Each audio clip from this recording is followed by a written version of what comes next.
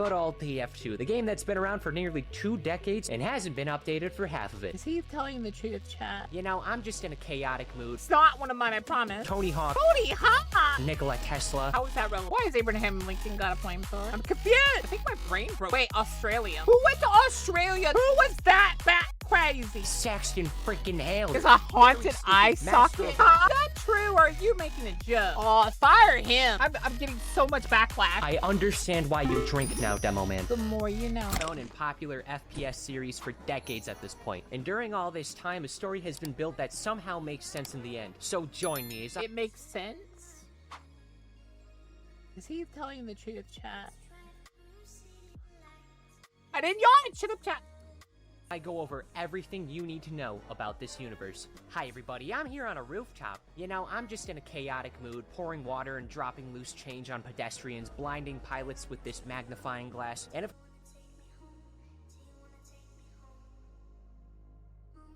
he's one of mine, I promise. I mean, no, he's not one of mine, I promise.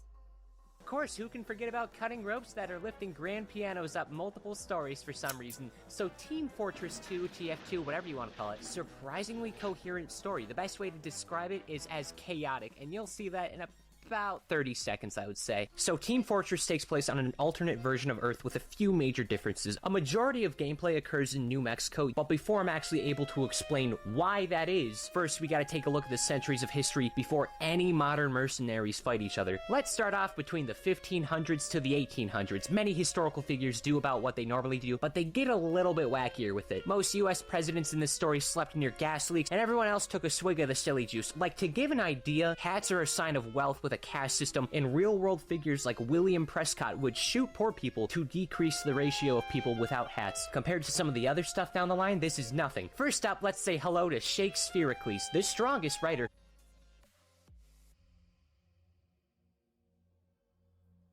I mean, no one would argue with Shakespeare-Cles.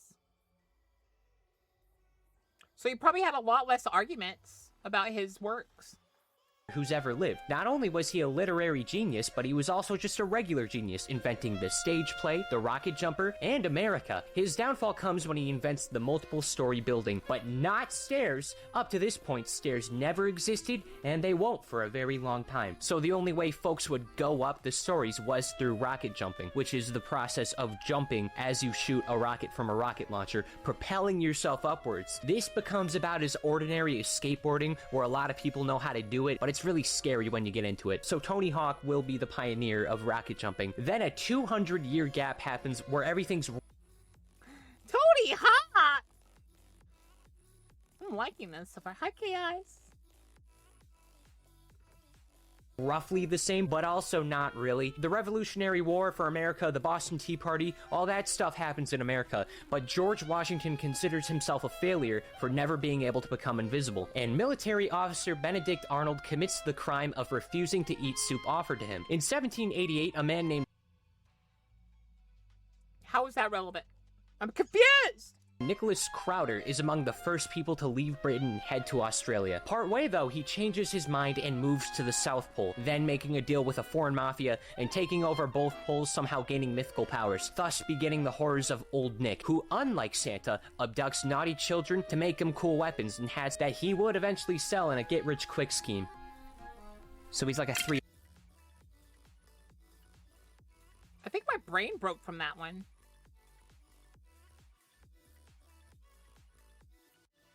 He got both poles, somehow got mythical powers, became some kind of pseudo Santa Claus. Or Krampus? I think. But he kidnaps the children to make him guns and weapons? Then he sells them?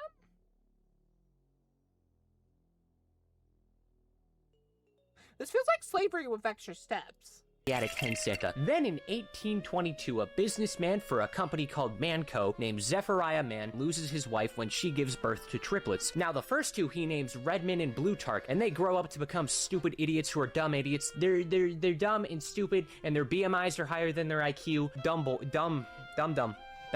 Now the third son, dum-dums. Is completely different, hyper-intelligent, invented a new form of algebra. At this age, he can already talk. As the father plans to smother him to death, an eagle swoops in and takes him his food. This is a problem at the time. Now, Gray is actually going to survive this instance. When dropped off to the eagle nest, he kills the mother eagle along with her babies before crawling back to civilization and using his intellect to grow an empire. 28 years will then pass, and in 1850, Redmond and Plutarch, now working in Manco with Zechariah, convinces him to purchase a shit ton of land in New Mexico. Unfortunately, on account of the brothers having as many brain cells as I have eyelashes, it turns out all of this land is going to end up being useless desert and nothing more than the gravel capital of the world. And then all of a sudden, Zechariah freaking dies and stuff. He has unfinished business. He's going to be stuck on Earth forever. Heaven and hell exist in this story, by the way. Now, Zeph is a bit salty about spending his final years with all this useless desert space, so on his will, he gives his friend Barnabas Hale the company of Manco, he gives his assistant Elizabeth the company to watch over, and he gives his two sons the useless land perfectly equally, where the bros are going to keep fighting over it for the rest of their lives and beginning what will be known as the Gravel Wars. So then they each hire mercenaries to fight over the land indefinitely. The first batch of mercs includes a few folks like Nikola Tesla, and this guy, he looks neat, but most importantly, this guy in particular looks neat. This guy looks cool. Is that... I forget his name. But is that the guy that, like, was faster than a train or something? Why has Abraham Lincoln got a flamethrower? Abraham Lincoln as the Team Pyro. In 1857, Abraham Lincoln finally invents stairs and dies trying in the middle of rocket jumping to his stairs in his lab in the Ford Theater, where John Wilkes Booth, known for his Tower of Hats, also assassinates him, wanting to get the top hat. In my opinion, Lincoln's death is the third most embarrassing way to die, right outside of forgetting to drink water and smoking. This tragedy scares all scholars enough to where they agree to never invent anything ever again, instead opting to learn exclusively astrology. Now, by this time, the son of Barnabas Hale, Bilius Hale, has taken his father's position and proceeds to beat the shit out of John Wilkes Booth as he holds him down, letting the public take turns shooting the criminal in a public execution. This is also around the time where the most valuable resource is discovered, something objectively more powerful than gold and oil combined. Australium, named after the country it was founded in. Australium can easily change states of matter and is absurdly valuable. By the start of the 20th century, how are these two still alive? Wait, Australium. Who went to Australia to find minerals? Who was that bat crazy? I see too many animals that want to kill me to go to Australia to find a mineral. they already attained an advanced country by our standards. It's basically vibranium, but instead of being given to a mostly peaceful and pretty cool bunch of people, it's given to Australia. Good lord, everyone else is in danger now. Just by being exposed to the materials, the Australians all get giant muscles, majestic facial hair, and become obsessed with drinking and fighting. This shit's laced with testosterone. When the Australian will run out, so will everyone's abilities, so it's real important that that doesn't happen. Otherwise, the Australians become squishy baby humans again. But not really, because, like, the Outback is scary, dude. And even though he's not alive until the mid-1900s, Saxton Hale is the exception. Even though he is Australian, he doesn't lose his abilities. Maybe he fell into a pot of it as a baby. Maybe he worked so hard to give his abs he's immune. Or maybe it's because he's Saxton freaking Hale. Does it matter? Does it matter? It doesn't feel like it does. 1890 is when another era occurs. Redmond and Plutarch have been fighting for 40 years at this point with no Were they old just a minute ago? progress on either side. They both have agreed whoever dies first loses. And as the brothers near old age, Plutarch gets the idea to simply outlive Red and hires Radigan Conager to make him an immortality machine that runs on liquid Australium, capable of keeping him alive for seemingly until Australium runs out. However, Elizabeth, still working for Manco for some reason, hires Radigan to give Redmond the same machine, thus making the endless battle become super duper endless. This means nothing. The brothers are still at the same point. In 1921, the Staircase Saga finally comes to... That's why they were old. They're immortal. The more you know. an end when American President Franklin D. Roosevelt loses his legs in a rocket jump disaster, and he gets so peeved how not wheelchair accessible America is, he stumbles upon Abraham Lincoln's notes and finally invents the proper staircase. In the 1930s through the mid-1960s, a lot is going to start happening. Now, you might notice there's actually a number next to the word Team Fortress. This number is controversially known as a 2. In this case, it implies that there is a second Team Fortress, meaning that chances are there might just be another Team Fortress game. That's what happens in the 1930s. Team Fortress Classic takes place during this time. And guess what? This means nothing. Nothing changes. The war is the same. But it happened. It's around this time that Saxton will finally inherit Manco. He makes hats and weapons and all this stuff the brothers used to fight, quickly growing to become one of the richest men in America and hunting down all of those ahead of him. In his free time, he's gonna get a girlfriend named Maggie and hunt down any powerful animals he can find, thus making many species go extinct. Is that a T-Rex Triceratops? Hello? What is going on here?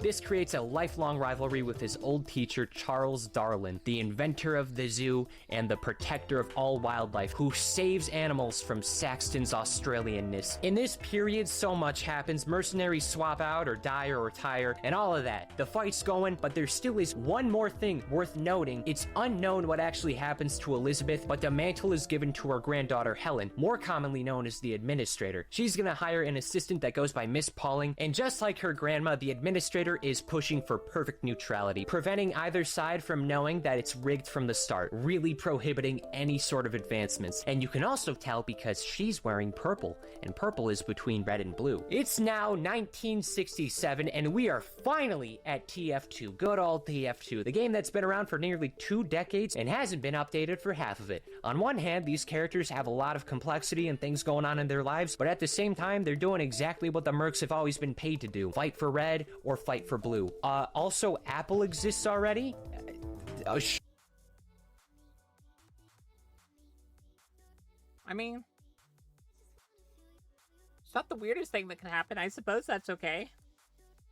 Sure, it's very pick and choosy what occurs here. There are 18 mercs in TF2, 9 per side. It's unknown if they're all doppelgangers or why they get killed all the time on camera but continue to respawn. Answering both of these questions, the former, I have no idea. The latter, there's immortality machines. Is it really that hard to believe that there could be like respawns in a controlled area? The point is, as long as these 18 mercs are fighting, nothing will change. They're doing a 9 to 5 where they kill each other. And I actually don't need to introduce all 18 mercs. Due to circumstances I'll get into, Miss Pauling actually develops a significantly stronger relationship with the red team, and as such, when things happen, we spend way more time with the red team, meaning that as a result, we know way more about them, and they're far more prominent. That's not to say that blue team's useless, but roughly 90% of all the team-specific moments go to red. For example, one of the locations the team usually fights in is Two Fort, and as a PR stunt, the administrator hired a filmmaker to market the mercenaries on red to justify all of the fighting in the local populace. And this ends up working pretty quickly, also in part because the town water supply has been riddled with lead on account of,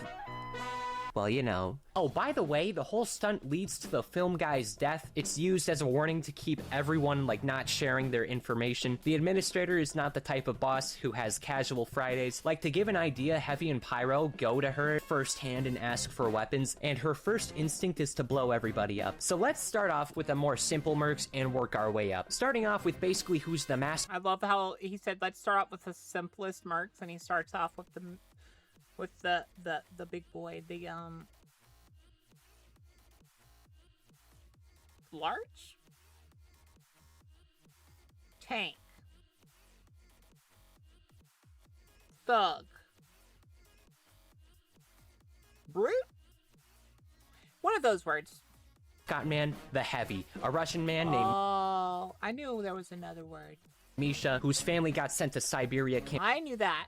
In 1941 when his father was part of the USSR counter-revolutions. After 3 months here, he leads his family out into the Siberian mountains where they hunt bears. Heavy does a bunch of stuff for his folks, yet he still finds time for his own passions and relationships. He gets a PhD in Russian literature, he likes sandwiches, and he especially cares for the team medic. Heavy's gonna remain this stoic and wise friendly pal who does in fact have a kill count that reaches the triple digits. Next, there's Sniper, Mick Mundy. He's an Australian and pisses more than 8 people combined. That's an insane drop pop off between people. His parents aren't all too jazzed about him being an assassin, with them calling him a crazed gunman. He's honestly just a guy. He's probably the most normal. He just comes in, does his job, and leaves. Scout's real name is Jeremy. He's a Boston boy and the youngest of 8 brothers. I like Jeremy. Illiterate, egotistical, but at the very least, a quickster. And because of all the time he spent with Miss Pawn, he got a little crushy crush on her. Ooh. Now, Spy's a French guy who may or may not be the father of Scout. He is. It's pretty much confirmed. Red Spy specifically is the dad of both Scouts, actually. He did both of the Scouts' moms last night. How embarrassing. Now, here's a fun little fact. In Meet the Spy, the Red... Is that true, or are you making a joke? If it's true, then that is wild. Spy is disguised before the blue sky shot between the eyes. He's acting as Scout, pretending to cry as the Red Spy got between his mom's thighs. Knees weak, arms are heavy, slather myself in spaghetti. He's just shocked because someone actually got pictures of him doing someone's mom. That's a normal thing in this field of work. Ludwig, aka Mr. Medic, has no doctorate, never went to school, and had his medical license revoked when a patient's skeleton went missing. But how does the skeleton go missing? What the hell?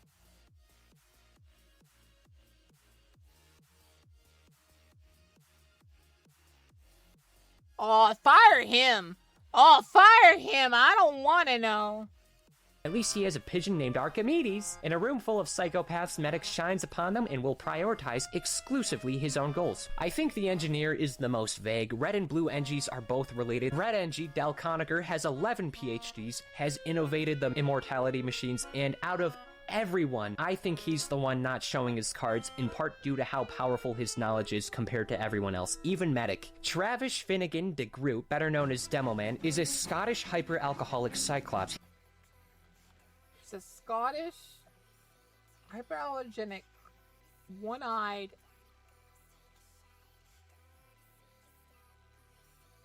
How are you Scottish?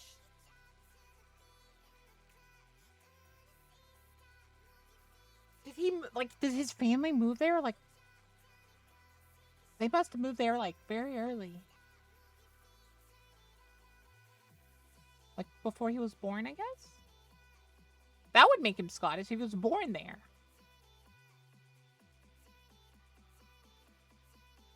Which is interesting that they moved to Scotland. Not the first place you think of when you're thinking of moving to a place. He comes from a rich family to associate success with the amount of jobs worked. Demo, for example, earned 7 figures through 3 jobs, and his father worked 26 at one point. It's tradition for the de Groots to be up for adoption when young. He was only taken in when he blew up his adoptive parents and the Loch Ness Monster at the same time. One Halloween, he's offered a job to clean a library for a single nickel by a wizard, yes, a wizard, named Marasmus, a 6,000-year-old figure. The only rule Demo has to follow is not open any of the books.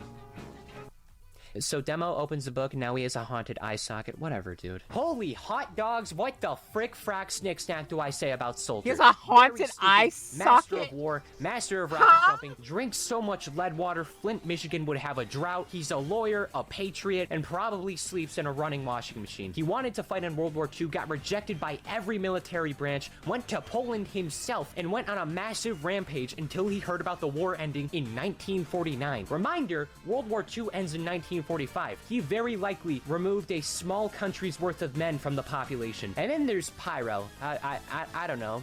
They're my favorite. Pyro and Heavy are my favorites to play. They make me feel like the best player in the whole wide world. We don't know anything about Pyro. They're just happy to be here. I like all these characters, though. I sure am glad, despite the millions of deaths they've suffered by the player base, I'm glad a respawn machine prohibits that whole death thing from actually happening. Maybe it, makes the mercs forget that they died or something. I'm not so sure. What I do know is that the administrator and Miss Paul... I just know Pyro is probably related to dragons.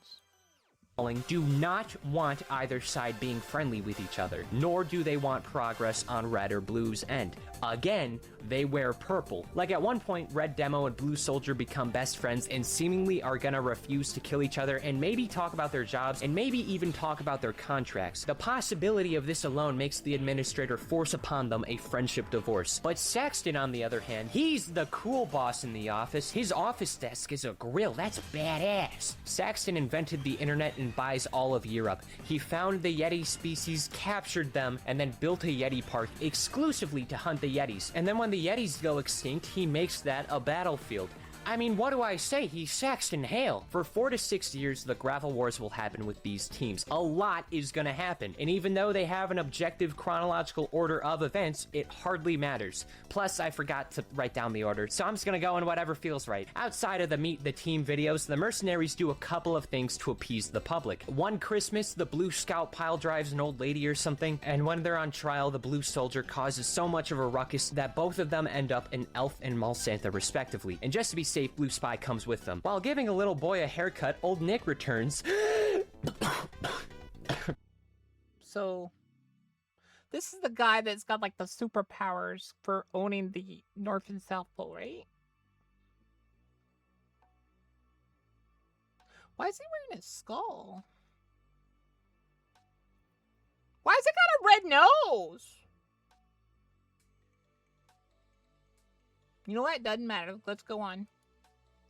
Probably shouldn't do that anymore. Old Nick tries to abduct little Jack because he can, and in self-defense, Jack moseys on over and offers him a lovely scarf that makes him fall asleep in excitement. Throughout the Halloween, some more stuff happens. Marasmus will... That wasn't a scarf. That's a scary child. Show up and cause a lot of problems, mostly over refusing to do the dishes and because someone brought a vegetable dip with hummus of all things. That charcuterie board sucks if it has hummus as the best dip. Each year new things will invade, like Zephyriah will show up, the horseless headless horseman, and Demoman's other eye comes back to haunt as this monster Monoculus. I understand why you drink now, Demoman. Fortunately, at least one time Erasmus gets arrested because when returning to an expo he discovers that Soldier made their home a raccoon sanctuary with an abundance of sour cream. They're roommates, by the way. I just forgot to add that. When did they become roommates? I'm getting so much backlash from all these facts. I believe they are. Chat's still debating about the skull and the Rudolph skull. Understandable. They lived with each other. Marasmus threatens to kill him, but Soldier... I just realized.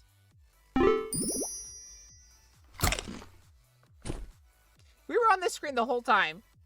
Took the come back from the dead stronger pills, and then an officer arrests him for this Come back from the dead stronger pills. entire fiasco. In 1971, there's expiration date. Red gets the weekend off after successfully stealing a briefcase. When the team finds out that every time they used engineers' teleporters, the devices that they've been using for up to 4 years at this point, have riddled all of them with tumors. And they confirm this through the bread. I don't know how Heavy has never noticed this. So while trying to do something nice, Spy comes up with the idea to accomplish everyone's last wishes, but Scout does some shenanigans and nearly ruins the whole thing. But in actuality, he has a final wish to go on a date with Miss Pauling. After a montage, Scout basically fails all the teachings, so he just gives it the good old college try, even though I'm convinced Scout probably didn't even graduate high school. He sounds the briefcase missing alarm to summon Miss Pauling and wastes her yearly day off. Then Engie and Medic discover, hey, those aren't tumors, those are just the green virus, and only Bread can get the green. So as long as no one teleported any bread and never does it again, there will be no problems. But off screen, after getting a bucket as his last wish, Soldier was told at the start, and I quote, teleport as much bread as you would like.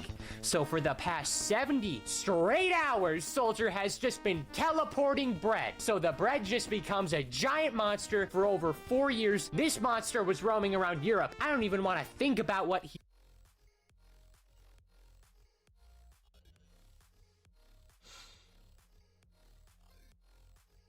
Bread.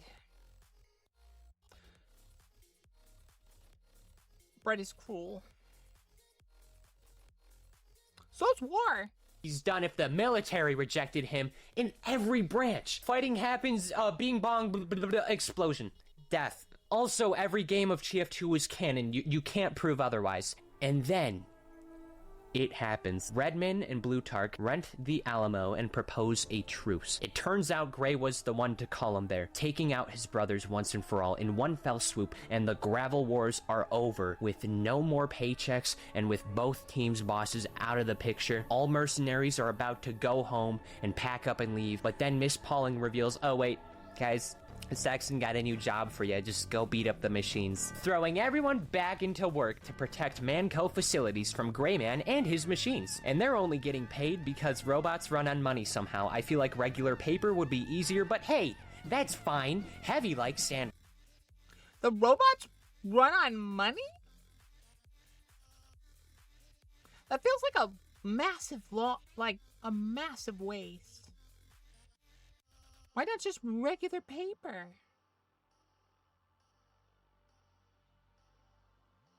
I'm so confused. Which is, in this man versus machine period, there's still more stuff going on despite both teams working together now. Medic figures out how to revive people within a 5-second rule, and the Man Brothers are back as ghosts. Now technically Blutarch won the Gravel Wars by 7 seconds, but since neither of them could do the paperwork, they gotta go to Soldier, who might I remind you is a lawyer, where he reveals the winner is whoever can go to an afterlife last. So the brothers decide they're gonna send each other to hell, and the Gravel Wars are back on for a little bit. Wow, cool. Despite everything changing, nothing has changed. This period of man versus machine content takes us through a majority of 1972, and nothing would change until it didn't not change. Gray McMahon takes a step back and changes his approach to this new war. He surrenders and then challenges Saxton to the Manco Challenge, a fight that states if the challenger wins, they get the entire company. Gray declares Saxton will fight the current company CEO, and knowing that Saxton will only spare babies, Gray promoted his daughter to the CEO, making Saxton instantly forfeit and instantly ending the challenge, throwing away Manco. But could you imagine if Saxton just ignored it and just threw that child out the window like a discus? This is the same story where people died over hats. It's not impossible. The tragic failure on Hale's part results in all mercs losing their job to AI. The administrator tells all of her employees to scatter and go into hiding, and this only becomes an issue for 3 of the characters. Soldier needs to move out of his castle, and somehow his scouts helping him load his stuff. Soldier breaks both of Scout's arms. Now right before Spy leaves, Scout asks for help attaining his savings at the Two-Fort Bank, and this turns out to be exclusively Tom Jones merch, thinking that his death will significantly increase the value of it. And this ends up leading to stupid bickering and the Two-Fort mayor trapping the two in the bank, only letting them out if they agree to go to jail. Now Scout, I understand falling for this, but how did Spy not at least attempt to leave? Was he setting a good example? Did he want father-son time? They've been co-workers. I could see father-son time. He feels like he's it feels like maybe he's kind of got a little bit of a soft spot for Scout. For 4 years. Scout seems like a good friend to see a couple times a month, but not really living with him. Contrary to popular belief, I'm not all too interested in getting arrested in New Mexico. Now it's late 1972 to early 1973 probably. I don't know, I wasn't there. 6 months have passed since the team split, and the administrator has a plan in the main comic run. During all this time, Australium has been quickly diminishing, and there's not much left on the planet. Yet she somehow managed to net 89,000 tons of it. So Miss Pauling is tasked to find as many mercs as possible and find any remaining Australian. So she looks for the red team and starts with anyone who stayed in the Southwest. Soldier's currently doing celebrity house tours, starting at Tom Jones's house, which leads to his death in the process. This hardly matters. Also, Marasmus is Tom's current roommate, but not anymore. Next, they find a depressed CEO Pyro at this place called Frontier Engineering, where his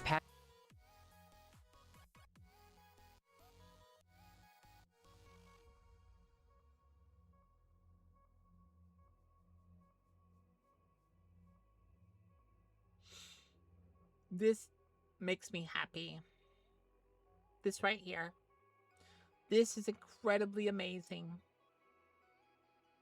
I like this.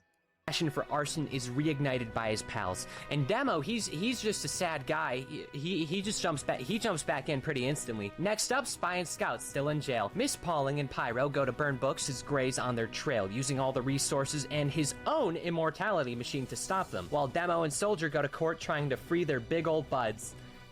They failed. So now there's a public execution, and before anything happens, Miss Pauling goes in and goes, "Nuh-uh," instantly convincing the town to give up. Thank you, Leadwater, for poisoning the town and saving the day. Then the team splits up to look for Heavy and Sniper. Pyro, Soldier, and Scout. Huh? Okay, fine. We'll just glaze over that part. All right, sure. All go to Siberia, while Pauling, Demo, and Spy go to Australia. The Siberia team finds Amelia Earhart's place of plane crash, finding her remains in a hot dog suit, and after smothering themselves in honey, they attract baby bears. This is when Heavy shows up and gives that bear a stern talking to. This crew goes over to Heavy's house, and Jana, I think that's how you say her name, I'm gonna say it like that, please don't yell at me. One of Heavy's sisters gets a Looks right. boyfriend, and his name is Soldier. That's not Soldier's name. His name's actually Mr. Jane Doe. Oh, and then the family decides to go back to America because Siberia's cold. And also cold. Understandable. Understandable. It is. It is very cold. Right as this happens, the Australia team makes it to Australia, where they see firsthand how no Australium is a bummer for the populace, and the gang spends about a week in Australia. But while that is happening, Saxon Hale finds his ex working for Charles Darlin, where Charles offers to get Manco back in exchange for some Australian to keep the endangered animals alive. Then the other team makes it to Australia. Scout and Heavy are tasked with going to Ayr Rock, where they stumble upon Saxon and Maggie. This will be important. Everyone else needs to go to New Zealand, as supposedly all the last supply is over there. Only problem is that New Zealand decided to go underwater. The entire city is at the bottom of the ocean because one scientist said so. He said the world was gonna end. It didn't. To counteract this, Gray sends out a new team that's actually Team Fortress Classic, alongside the medic, who does not give a sloppy string slackleberry shoot about needing to hunt his old friends. And as this happens, Soldier, Jana, and Spy sneak into the Australian Navy and kindly ask to borrow a submarine. Miss Pauling and Demo find Sniper's house, where Sniper nearly takes him out, and he found out he's adopted. But this means Sniper's all good with going to New Zealand. Aww. And the whole gang goes on down to the underwater. That's Don't cute. don't ask where Pyro was during this time. There was no explanation. In New Zealand, the Pyro. Wait a minute. What was that? Go back. don't ask where I don't get it. Pyro does what Pyro does. Apparently he's friends with Olga Pyro or Zyra or was whatever. during this time. There was no explanation. In New Zealand, the crew discovers Sniper's real parents, revealing that he's not a true Australian, and that explains why Australium never gave him superpowers. And his real name is Mundy Mundy. I've heard Slurpees with better names. Also, it turns Monday.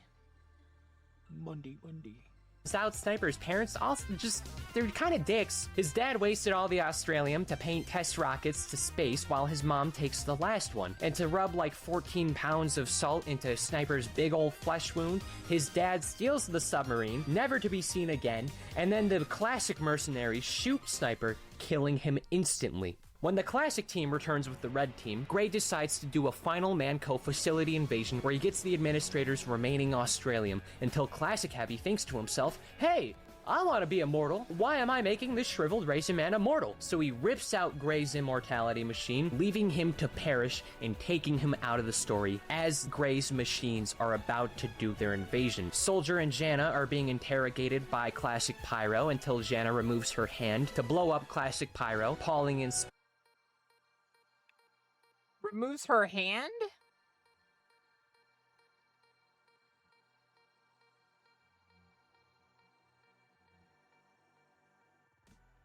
by Classic Pyro until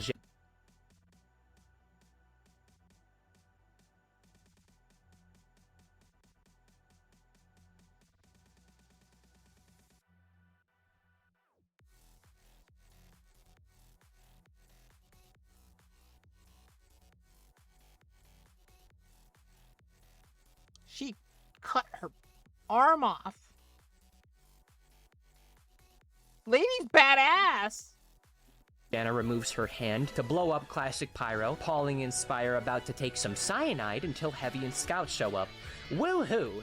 But just kidding, it's Classic Spy and Demo. Then Soldier and Jana appear, show Classic Spy how to turn his head around like an owl, and Jana punches Pauling so hard the kinetic energy knocks the Classic Demo Man to the ground, where the Spy chokes him with handcuffs. Across the base, Medic revives Sniper as he has a nice moment realizing how much his adopted parents love him. Once and for all, accepting his job not as a crazed gunman, but as an assassin. And when he wakes up, Classic Heavy just starts yelling, "He sucks, he's a jerk. I hate him. I hope he shrivels." The red team skedaddles, but nearly gets all their blood removed from the blood-sucking robots. But it's fine, because Demo Man, having an alcoholic withdrawal, has taught his vital organs to produce alcohol, meaning that it is running through his veins and poisons the robots. The final fight begins. Scout, Heavy, Saxon... Saxon just beat Saxon, apparently. I didn't press anything. I didn't actually press anything. Shut up, chat.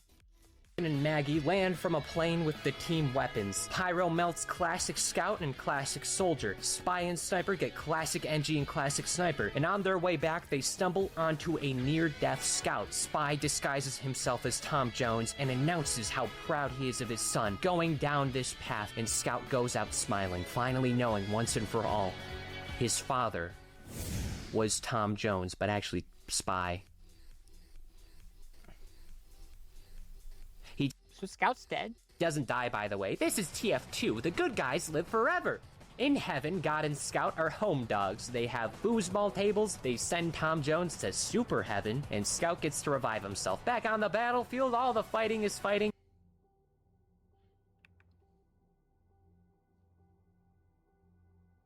To super heaven, and Scout gets to revive himself. Back. Foosball tables, they send Tom Jones to super heaven, and Scout gets to revive himself. Back on the battlefield. Oh, wait, he just got told where he's gonna die! All the fighting is fighting, ending off with a heavy versus heavy fight. It's mostly going toward Red Heavy's win, until Classic Heavy puts on Gray's Australium device and stains Medic's perfectly good coat with strawberry jam. Now, Medic was a German who was very likely in World War II, so he's going straight to hell. But during this time, Medic stole the souls of either the Classic or Red mercenaries, meaning that the devil owns only a ninth of his souls. But in exchange for 2 more of those souls, he gets brought back for 50 years. Now, Medic reveals that he stuffed baboon uteruses in Classic Heavy, which baffles him so much, it provides Red Heavy with enough time to pull out Gray's immortality machine, which drains the rest of the life force. It's all over, Red wins, Australium is gone forever. And then it's revealed during all of this adventure, Engineer's been with the administrator, rationing the remaining Australium that they have and keeping her deceased for upwards of several hours. She only has about 6 months to live, and she just goes, let's just ball, I don't give a hoot. And she goes, all or nothing, uses the rest of it at once, gives her 1 hour of youth. And oh man, the finale comic? Wait, she could have 6 months or 1 hour of youth. Huh? Well, I guess go out with a bang, am I right? The finale comic of this is crazy. It doesn't exist. There was no finale. I saw that eye twitch. He's like, what? What do you mean it doesn't exist? Why does this keep happening? See, Valve, the creators of TF2, are very bad at finishing things. They like making good games, but don't really like counting to 3. The last update for TF2 was 2017. That's over 6 years ago. Finish the comic! 1 issue left, but no! We don't get to see it! We don't get to see anything! So here's what I would guess. I think Saxton would punch Charles Darwin in the face and refuse Manco. I think Elizabeth and Helen could be the same person, and she was gonna destroy the Manco legacy, which is why the story never escalates through the Gravel Wars. And I think all of the mercs would have found some new jobs, some together, some doing their own things, and in the end, it doesn't matter. TF2 mostly lives on via the community, who, you know, they got some good things like TF2 Classic, and then they got some bad eggs like every community does. Treat others how you want to be treated, guys. Don't be bucket dippers, be good people. Well, that's all, folks. Look at this sad statistic and feel guilty. Here's a GamerSupps code. Hey, Tyler, there's someone behind you. I love doing that joke. I hope that freaks someone out. Really, I don't have much else to add. I feel bad for all the Tylers in chat. All I could say is, oh, I don't know, maybe, oh, I don't know. Finish the comic! Finish the comic! Agreed. Finish the comic. God damn it.